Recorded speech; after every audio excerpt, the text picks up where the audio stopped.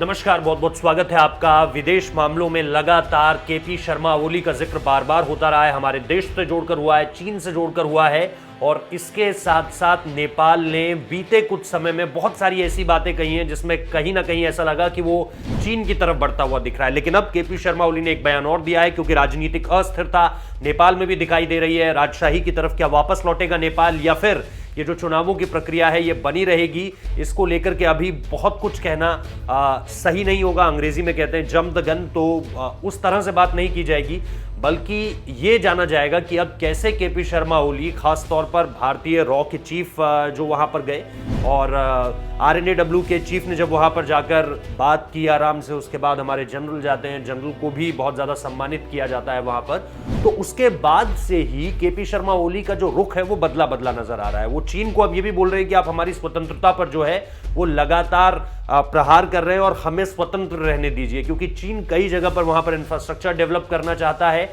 और ये कहते हुए करना चाहता है कि भैया हम तो आपके लिए कर रहे हैं। लेकिन दरअसल यही उसने तिब्बत में भी किया है, यही उसने भूटान में भी किया है कि दूसरे देशों की सीमाओं में प्रवेश कर कर वो उन जमीनों को हड़प लेता है। उस इलाके में जितना भी इंफ्रास्ट्रक्चर बिल्टअप होता है वो उसका हो जाता है और इन सारी चीजों से इतर फिर वो क्लेम करने लगता है उस प्रॉपर्टी पर। यही भूटान में हुआ जहां पर हम डोकलाम के लिए लड़ रहे हैं, और यही अगर आप देखें चाइना का नेपाल से जो जुड़ता हुआ हिस्सा है वहां पर भी नेपाल यही कोशिश कर रहा है। तो अब शायद भारत के समझाने के बाद शायद नेपाल के प्रधानमंत्री की समझ में यह बात आ रही है कि चीन को अगर उस हिस्से में निर्माण करने का किसी तरह का कोई हक दिया जाता है तो फिर उस लैंड को खो बैठेगा या फिर वो डिस्प्यूटेड प्रॉपर्टी बन जाएगी।